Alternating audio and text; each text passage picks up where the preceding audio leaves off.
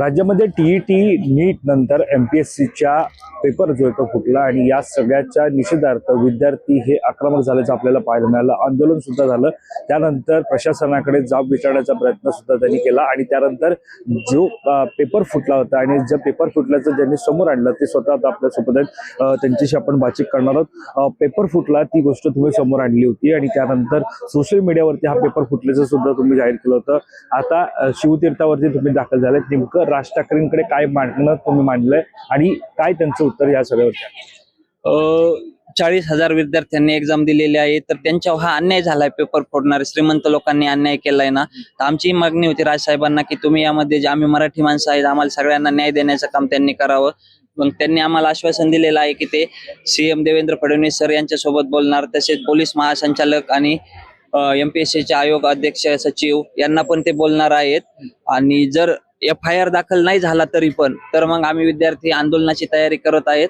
लवकरच त्या आंदोलनाचे डेट डिक्लेअर करू. तर त्यामध्ये पण त्यांनी त्यांचा पक्ष पूर्ण पाठिंबा देऊन सहभागी होणार आहेत. तुम्ही सुरुवातीला काही पुरावे समोर आणले होते, त्याच्यामध्ये सांगितलं होतं की ते पुरावे तुम्ही दाखवू शकता का, कारण ज्यामध्ये तुम्ही दाखवलं होतं की कशा प्रकारे पेपर फुटले. हो, फाईल घ्या. तर आपण पाहतो त्यांच्याशी बातचीत करतोय. त्यांच्यासोबत वकील सुद्धा आपल्याला आल्याचं पाहायला मिळतं, ज्यांनी राज ठाकरेंची आता भेट घेतली. त्यांच्याशी सुद्धा आपण संवाद साधणार आहोत. तर त्यांच्याशी बातचीत करणार आहोत. ज्यावेळेला कोणतेही आरोप होतात त्यावेळेला पुरावे असं विचारलं जातं. तुमच्याशी जाणून घ्यायचं की नेमकं या सगळ्यामध्ये नेमकं कुठे आता ह्यामध्ये सगळ्यात पहिले आपल्याला ज्यावेळेस ऋषिकेशने आवाज उठवला होता त्यावेळेस सगळ्यात पहिले समोर जे आलं ते व्हॉट्सअप चॅट आलं. व्हॉट्सअप चॅट हे आपण पुरावा म्हणूनच समजलं जातं. त्यामध्ये जर आपण पाहिलं तर हा 22 मार्चला ही चॅट झालेली आहे. त्याच्यामध्ये ही जे 20 मार्च आहे त्या दिवशीच हा पेपर व्हॉट्सअपला आलेला आहे. संबंधित व्यक्तीचं इथं नाव देखील आहे. त्याच्यानंतर त्या प्रश्नामधले 10 क्वेश्चन्स हे रॉंग सोडवायचे आहेत मला, असं देखील तिने त्यावेळेस सांगितलेलं होतं. आणि 22 मार्चची जी चार्ट आहे त्याच्यात तिने हे देखील सांगितलंय की 78 क्वेश्चन त्यामधले आलेले होते. त्याच्यानंतर त्यातले मी 77 ते 78 कन्फर्म सॉल्व्ह केले असं तिने सांगितलं.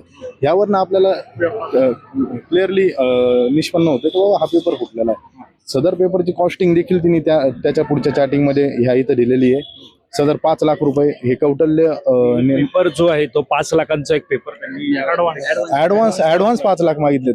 ती अमाऊंट किती ही अजून समोर आलेली नाहीये, पण साधारणतः असा अंदाज येतोय बऱ्याचशा माध्यमातून आम्हाला ऐकायला मिळाले 5 ते 50 लाखापर्यंत हा पेपर गेलेला आहे. तर साधारणतः हे कॉस्टिंग काढलं तर एक CR मध्ये जाते. या सगळ्यामध्ये न्यायालयीन भूमिका काय असणार आहे, कारण का तुम्ही सुद्धा या प्रकरणी आता ज्या प्रकारे यांनी आवाज उठवलाय त्यानंतर संपूर्ण प्रकरण न्यायालयात आता तुम्ही नेतात, काय सांगाल? आता आपण ह्यामध्ये न्यायालयामध्ये गेलेलो आहे. न्यायालयामध्ये आपण FIR दाखल करण्यासाठी मागणी केलेली आहे. आपण ह्याआधी देखील संबंधित पोलीस स्टेशनला अहिल्यानगर येथील तोफखाना पोलीस स्टेशनला लेखी स्वरूपात अर्ज दिलेला होता, तक्रारी अर्ज. तो त्यांनी स्वीकारला नव्हता. त्यानंतर आम्ही तो मेलद्वारे त्यांना पाठवला. त्यानंतर आम्ही संबंधित अहिल्यानगर पोलीस स्टेशनमध्ये अहिल्यानगर न्यायालयामध्ये आम्ही दाद मागण्यासाठी अर्ज दाखल केलेला आहे. तुमच्याकडे येतो ज्या प्रकारे पेपर फुटल्याचं समोर आलेले सर्व एमपीएससी तुम्ही विद्यार्थी ज्यावेळेला पेपर फुटतो हे समजतं त्यावेळेला काय पेपर फुटतो या ठिकाणी म्हणजे जवळपास एक तर ही जाहिरात जी निघाली ती जवळपास 10 वर्षानंतर या ठिकाणी जाहिरात निघालेली आहे. तर आमचं आता जवळपास वय बघितलं 30, 32, 35, काही लोकांचं 37.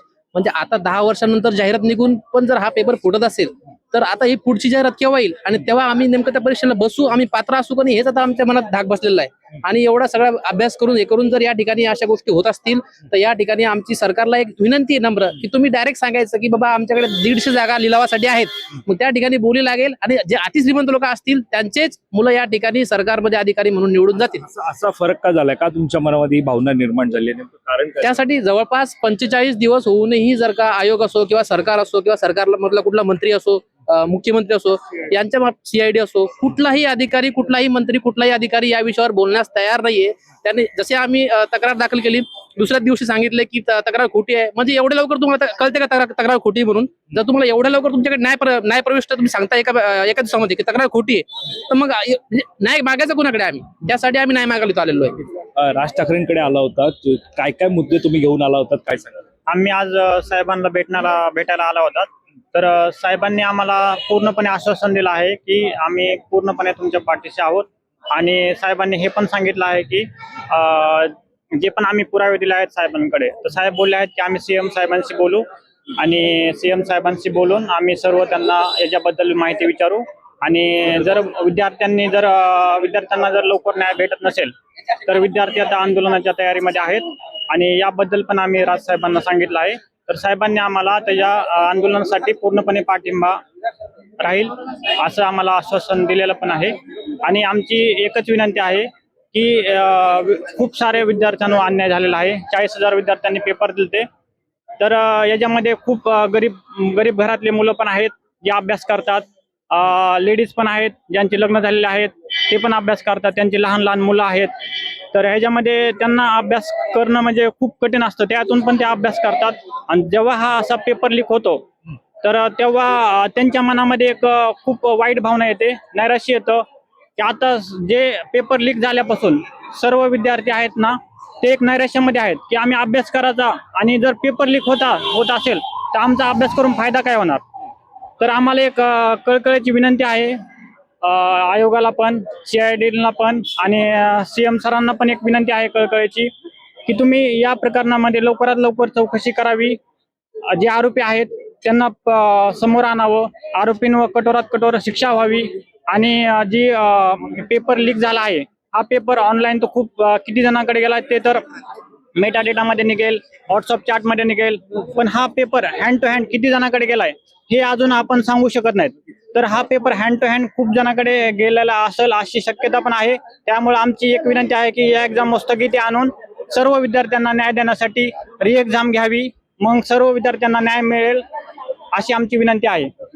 तुमच्याकडे तो ज्या प्रकारे परीक्षेची तयारी केली जाते, MPSC परीक्षेची तयारी केली जाते, मात्र ज्यावेळेला पेपर फुटतो हे समजतं त्यावेळेला काय भावना असतात, कारण का त्यावेळेला काय भावना असतात, कारण का ज्या प्रकारे एकीकडे पेपर फुटतो त्यानंतर सोशल मीडियावरती तो पेपर येतो आणि याची किंमत जवळपास 5 ते 10 लाख रुपयांपर्यंत.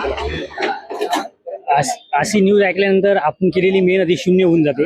मी 8 तास ड्युटी करून रात्री 4 तास स्टडी करत होतो, त्या सगळ्या मेहनतीचं फळ आपल्याला शून्य भेटते.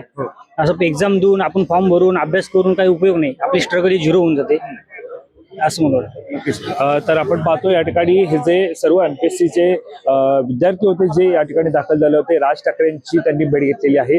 राज ठाकरेंच्या भेटीनंतर साधारणतः आपण पाहतो की त्यांनी आता या ठिकाणी ते बाहेर त्यांनी साधारणतः त्यांची मागणी सुद्धा काय ती आपल्याशी बातचीत करताना सांगितलं. मात्र या सगळ्यामध्ये महत्वाचं आहे ते म्हणजे एकंदरीत राज ठाकरे यांच्या या सगळ्या भेटीनंतर आता त्यांचं पुढचं पाऊल काय असणार हे सुद्धा त्यांच्याकडनं जाणून आपल्याला घ्यायचं. त्यांच्याशी आपण बातचीत जी आहे ती आपण करणार आहोत. ज्या प्रकारे आपण पाहतोय की राज ठाकरेंची तुम्ही भेट घेतलेलीच आहे त्यांनी, मात्र राज ठाकरेंच्या भेटीनंतर आता तुम्ही पुढे काय करणार आहात, कारण का एकीकडे सरकारकडे तुम्ही या सगळ्याची मागणी केलेली आहे, मात्र आता याच्यानंतर तुमचं पुढचं पाऊल काय असणार. आता यानंतर तर आम्ही सगळ्यांच्या दरबारी जाऊन आलेलो आहेत. आता आम्हाला रस्त्यावरचीच लढाई शिवाय पर्याय नाही आणि न्यायालयीन लढाई आहे ती साईड बाय साईड आमची चालू आहे. आम्ही हायकोर्टमध्ये पिटिशन वगैरे दाखल करण्याचं काम चालू आहे आमचं, पण सोबत आम्ही आता रस्त्या उतरण्याच्या तयारीत आहेत विद्यार्थी.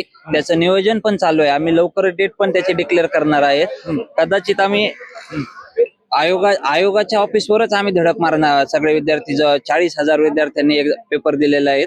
आम्ही जास्तीत जास्त संख्येने तिथे प्रयत्न करू. महत्वाचं ते म्हणजे कॉक्रोच जनता पार्टी CJP ज्यांनी जंतर मंतरवरती याच नीट पेपर फुटी प्रकरण असेल, विद्यार्थ्यांचं आयुष्य असेल, त्यांच्या आत्महत्या असेल, या सगळ्याच्या विरोधामध्ये आंदोलन केलं.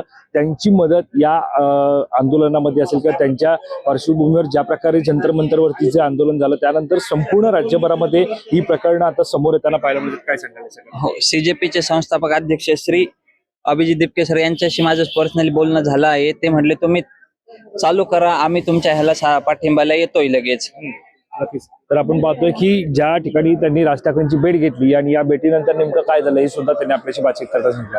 त्यामुळे आता या सगळ्या प्रश्नांवरती राज ठाकरेंच्या भेटीनंतर ज्या प्रकारे राज ठाकरेंनी आश्वासन दिलं की नक्कीच सरकार दरबारी आपण त्यांच्याशी बातचीत करू, या सगळ्यावरती आता प्रशासन कशा प्रकारे तोडगा काढतं, नेमकं मार्ग या सगळ्यामध्ये कसा काढतं हे पाहणं महत्वाचं ठरणार आहे. त्याबरोबर सर अवधेश कोरीसह मी वैभव पाटील, मुंबई.